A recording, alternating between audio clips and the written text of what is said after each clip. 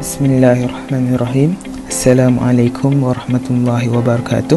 Hari ini saya akan menyampaikan bicara ilmu tentang hukum gas bab 4, subtopik keempat, fizik tingkatan 4 KSSM. Okay, hukum gas ni ada 3 kuantiti yang paling utama, iaitu tekanan, simbol dia P, pressure, unit SI dia Pascal, PA. Yang kedua, suhu, simbol dia T, temperature, unit SI dia Kelvin, K. Yang ketiga, isi padu, simbol dia V, volume, unit SI dia meter padu. Dalam hukum gas ni ada 3 pecahan hukum, iaitu hukum Boyle, hukum Charles dan hukum Gay-Lussac. Okay, pertama hukum Boyle. Hukum Boyle menyatakan bahawa tekanan berkadar songsang dengan isi padu bagi suatu gas berjisim tetap pada suhu malar. Maksudnya, hukum Boyle ni dia bermain dengan tekanan dan isi padu. Jisim gas dia tetap, suhu dia malar. Okay, contohnya kita ambil picagari, so kita tarik bahagian atas dia, dia kita tarik, so udara dapat masuk dalam picagari tu. Lepas tu kita tutup picagari tu, dekat bawah tu kita tutup. Lepas tu kita try tekan picagari tu. Lepas tu kalau kita perasan, makin lama makin susah nak tekan. Kenapa? Sebab kat dalam tu tekanan dia makin tinggi, tekanan dia tolak ke atas. Itulah hukum Boyle. Waktu awal tu, bila kita tarik tu, isi padu tinggi, tekanan dia rendah, kita tak rasa susah pun nak tekan waktu awal tu. Tapi makin lama kita tekan, isi padu dia berkurang, tekanan dia bertambah. Itulah hukum Boyle. Tekanan berkadar songsang dengan isi padu dalam keadaan gas berjisim tetap dan suhu malar. Kalau dalam graf dia, kita buat graf tekanan lawan isi padu.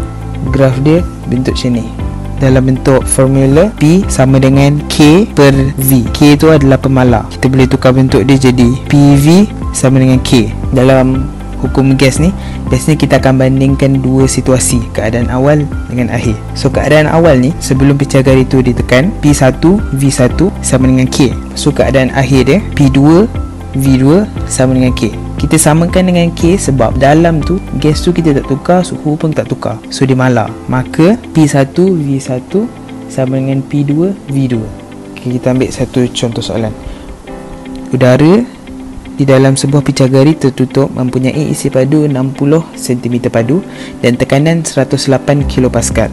Umbuh picagari itu ditolak untuk memampatkan udara itu sehingga isi padu 48 cm padu. Hitungkan tekanan udara termampat itu. So maksudnya keadaan awal dia isi padu 60 cm padu, tekanan 108 kPa. Lepas tu keadaan kedua, bila umbuh tu dah ditolak, isi padu dia 48 cm padu. Sekarang kita kena cari tekanan untuk keadaan akhir, P2. So kita ambil formula tadi, P1 V1 sama dengan P2 V2. P1 kita 108 kPa, P2 kita tak tahu, V1 kita 60 cm padu, V2 kita 48 cm padu. Okay, maksudnya 108 darab 60 sama dengan P darab 48. Kita rumuskan P, jadi 108 darab 60 per 48. So kita tekan kalkulator, dapat 135 kPa.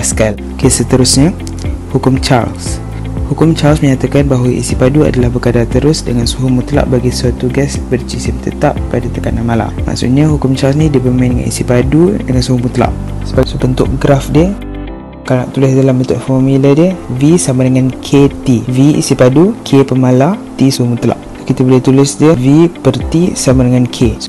Seterusnya, hukum Gay-Lussac ataupun hukum tekanan. Okay, hukum tekanan menyatakan bahawa tekanan adalah berkadar terus dengan suhu mutlak bagi suatu gas berjisim tetap pada isi padu malar. So maksudnya hukum tekanan ni bermain dengan tekanan dan suhu mutlak. Jisim gas dia tetap dan isi padu dia malar. Sebagai contoh, kita ambil satu perjalanan kereta dari Kedah ke Johor. Waktu dia baru nak bertolak tu, tekanan tayar dia rendah, tapi bila dia sampai dekat Johor, tekanan tayar dia tinggi sebab suhu dia meningkat. Suhu dia meningkat sebab tayar tu bergeser dengan jalan tar. So geseran tu menghasilkan haba, so suhu tayar tu meningkat, menyebabkan tekanan dia pun meningkat. Itulah hukum tekanan. Tekanan berkadar terus dengan suhu. So makin tinggi suhu, makin tinggilah tekanan. So bentuk graf dia, kita buat graf tekanan lawan suhu. So kita boleh tulis dalam bentuk formula P sama dengan KT. Dalam keadaan P itu tekanan, K itu pemalar, T itu suhu mutlak. Okay, so kita boleh tulis dia sebagai P per T sama dengan K. So bila kita nak bandingkan dua keadaan awal dan keadaan akhir, kita ambil contoh kereta tadi. Waktu dia masa dekat Kedah tu keadaan awal. So formula dia P1 per T1 sama dengan K. Lepas tu keadaan akhir dia waktu dia dah sampai Johor, formula dia P2 per T2 sama dengan K. Maka P1 per T1 sama dengan P2 per T2. So kita ambil contoh soalan. Tekanan dan suhu awal bagi udara di dalam tayar sebuah kereta masing-masing ialah 210 kPa dan 25 darjah Celsius. Selepas suatu perjalanan, tekanan udara dalam tayar itu ialah 240 kPa.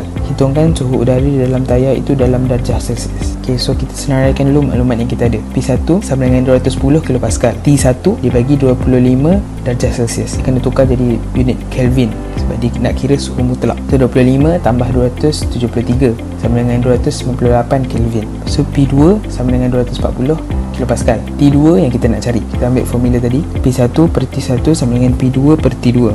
So kita masukkan maklumat kita, 210 per 298 sama dengan 240 per T. So kita rumuskan T sama dengan 240 darab 298 per 210 sama dengan 340.6 Kelvin. Dalam soalan tu diminta dalam unit Celsius. So kita kena tukar 340.6 tolak 273 sama dengan 67.6 darjah Celsius. Itu saja daripada saya. Harap dapat manfaatkan ilmu ni. SPM Straight A 2021 insyaAllah. Sekian.